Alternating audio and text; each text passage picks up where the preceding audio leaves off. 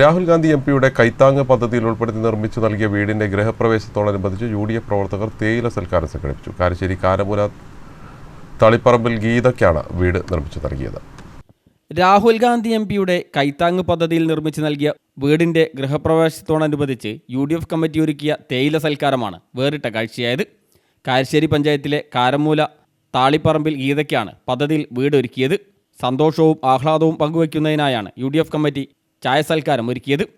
കാരശ്ശേരി ഗ്രാമപഞ്ചായത്ത് vice president Jamshid Olakara, DCC അംഗം MT Ashraf, Congress മണ്ഡലം മുൻ പ്രസിഡന്റ് സമാൻ ചാലുളി, ഗ്രാമപഞ്ചായത്ത് മുൻ president Reena Prakash, panchayat UDF chairman K Koya, Muslim League Karassery panchayat general secretary Salam Thekkankutti, Karassery സഹകരണ ബാങ്ക് ഡയറക്ടർ കാരാട്ട് കൃഷ്ണൻകുട്ടി, മുൻ ഡയറക്ടർമാരായ കണ്ടൻ ബട്ടർചോല, കാരാട്ട് ശ്രീനിവാസൻ, നിയോജകമണ്ഡലം Muslim League vice president Yunus Puthalath, TP Jabbar, AK Ibrahim, TK Sudheeran, Nishad Veechi, AP Ummer, KP Raghavan, P Premadasan തുടങ്ങിയവർ ചടങ്ങിൽ സംബന്ധിച്ചു.